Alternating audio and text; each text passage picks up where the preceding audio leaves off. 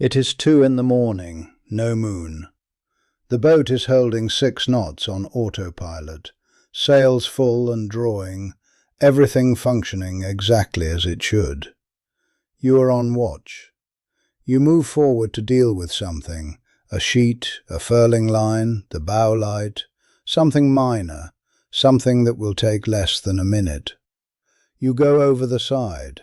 The boat doesn't stop. The autopilot holds its heading. The sails have no awareness that you are gone. Within 90 seconds, the stern light is a faint point in the darkness somewhere ahead of you, shrinking, and then it disappears entirely.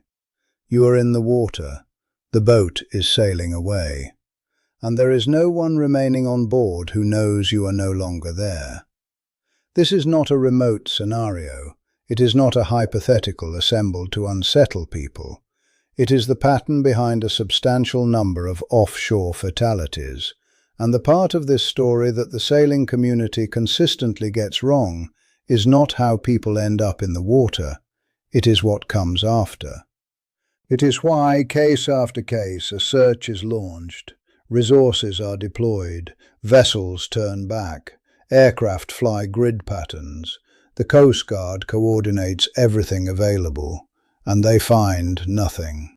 Understanding why means looking at the actual mechanics of what happens, and when you do, the picture is considerably more sobering than most sailors are willing to sit with. Start with drift, because the majority of sailors carry a fundamental misconception about how it operates in open ocean conditions. The instant a person enters the water, they begin moving, not simply with the current, with a combination of surface currents, subsurface currents, wind-driven water movement, and wave action, all interacting at once, and none of them moving in precisely the same direction or at the same speed. Search and rescue coordinators run drift modeling software to project where a person in the water is likely to be at any given point after entry. These models are sophisticated and continuously refined. They are also wrong, consistently, and by margins that are catastrophic in an active search. Here is the reason. A human body in open water sits low in the water. The head is barely above the surface. Most of the mass is submerged, which means the dominant force acting on that person is subsurface current. A search vessel operating on the surface is primarily driven by wind and surface conditions. Those two things travel at different speeds and in different directions. They diverge as time passes. In typical offshore conditions, the kind you encounter crossing from Florida to the Bahamas, or pushing northeast toward Bermuda, or working down the Pacific coast, the separation between where the search is concentrated and where the person is actually located can exceed 15 miles within 6 hours of the Overboard event. The search effort is positioned exactly where the models indicate it should be. The person is somewhere else entirely. This is not a failure of commitment or technology. It is a physical problem that no additional resource fully resolves.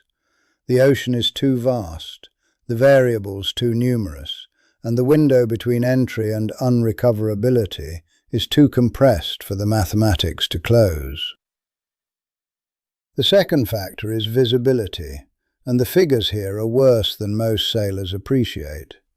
At night, in open ocean conditions with any meaningful wave action, a human head above the waterline is effectively undetectable beyond 30 meters, even under direct searchlight illumination. 30 meters. That is roughly the width of a small marina fairway. A search aircraft flying a standard expanding square pattern at night would require weeks to cover a meaningful search area at the resolution needed to spot a person in the water. Search and rescue operations have hours, sometimes considerably less. There are documented accounts from survivors, sailors who went overboard and were eventually recovered, who describe watching searchlights moving across the water around them. Close enough to see clearly, close enough that they were shouting. The beam sweeps over them, it continues moving. The vessel works its pattern and vanishes into the darkness. That specific experience, being invisible to an active rescue effort while that effort is directly present, is among the most psychologically devastating aspects of an overboard event. It is not simply that you are alone in the water, it is that you can see the people searching for you, and they cannot see you, and there is nothing within your power to change that. 30 meters of visibility at night on open water. Hold that number in your mind the next time you look across a dark anchorage and consider how distant other boats seem. The third factor is timing, and this is the one that reframes everything else. The search area in any overboard event is calculated from a single reference point, the moment someone aboard realized the person was missing, not the moment they entered the water, the moment their absence was discovered. On a short-handed passage, a couple offshore, or a skipper with one crew member, that gap can be very large. Someone goes forward alone at midnight to sort out a sail. The other person is below, off watch, asleep. The watch change is set for 2 in the morning. When 2 o'clock arrives and the missing person doesn't appear, the alarm is raised. 2 hours. In those 2 hours, at 6 knots, the vessel has covered 12 nautical miles. The person in the water has drifted in whatever direction the subsurface current carried them, not necessarily downwind, not necessarily in the direction the boat was travelling, and not in any direction that can be calculated accurately without knowing the precise moment of entry. 12 miles of radius in every direction produces hundreds of square miles of open ocean, at night, with 30 meters of visibility, in conditions that may prevent search aircraft from operating at effective low altitude. These numbers are not being framed this way to alarm you, they are simply accurate. And the accurate conclusion is that the window between going overboard at night offshore and becoming unrecoverable is not measured in hours, it is measured in minutes. Search and rescue professionals have a term for the most common category of offshore overboard event. They call it an unwitnessed entry. No one saw it happen. No one heard a splash. No one can state with any confidence when the person entered the water. They are simply absent, and the absence is discovered later in circumstances that make the exact moment of entry impossible to determine. Unwitnessed entries follow a consistent pattern across documented cases.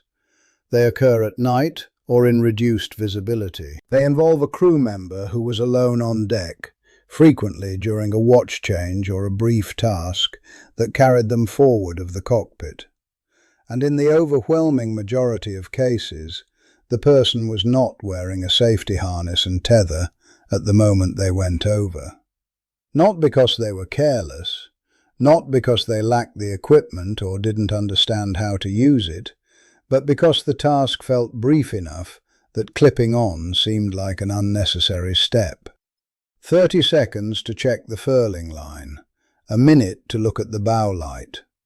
The mental calculation completes instantly and almost always below the level of conscious thought. This is too short to bother with the harness. Every offshore sailor has made that precise calculation. On night watches, on passages, in conditions that felt entirely manageable. The harness is right there, in the companionway, hanging on the jackstay, within easy reach, and the task is just forward of the cockpit, and it will only take a moment. What separates the sailors who appear in overboard statistics from those who don't is not experience. It is not time at sea, miles logged, or passages completed. It is whether the tether was clipped in the seconds before something unexpected occurred. A rogue wave, a sudden lurch from a swell arriving from an unanticipated direction, a foot that loses purchase on a wet deck in the dark. None of these announce their arrival. They happen in the fraction of a second before a harness would have been the difference. There are survivors. Documented cases of sailors recovered hours after entering the water in offshore conditions. Their accounts consistently converge on a single detail. Something kept them with the boat, or near enough to it, that discovery remained possible. A tether that held. A line caught on the way over the lifelines.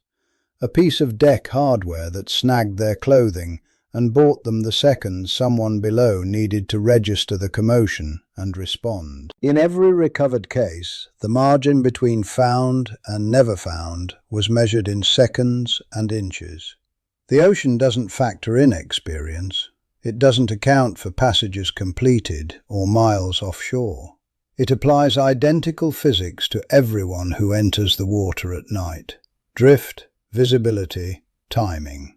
And those physics are entirely indifferent to everything except whether you established a physical connection to the boat before the moment you needed it.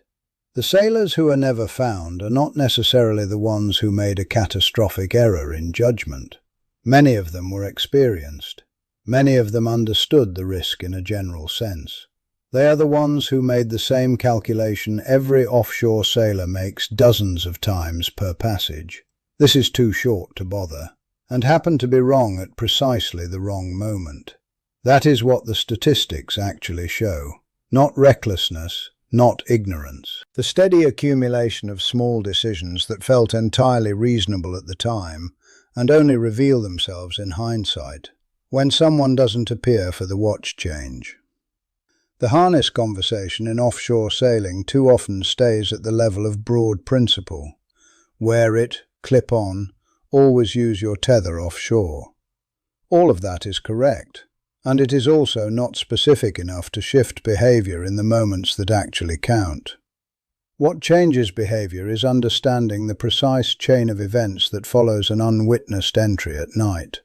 The drift separation, the 30-meter visibility window, the 2-hour gap before anyone raises the alarm, the search area expanding across hundreds of square miles, the searchlight that sweeps directly over the person in the water and continues moving.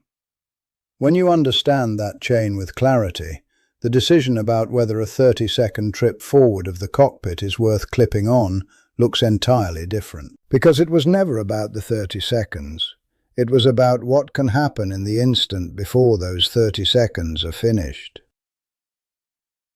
If you have experience with this, offshore passages, night watches, or a close call you don't bring up often, I'd like to hear about it in the comments. Not the general position, but the specific moment.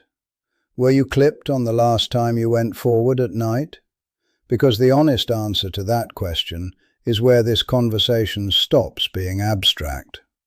If this kind of direct, practical content is what you're here for, go ahead and subscribe. This channel is built around the things that genuinely matter at sea, not gear reviews, not destination footage, but the judgment calls that determine whether a passage ends well or doesn't. Next video covers harness and tether configuration specifically, and the setup mistake that most sailors are currently sailing with without knowing it.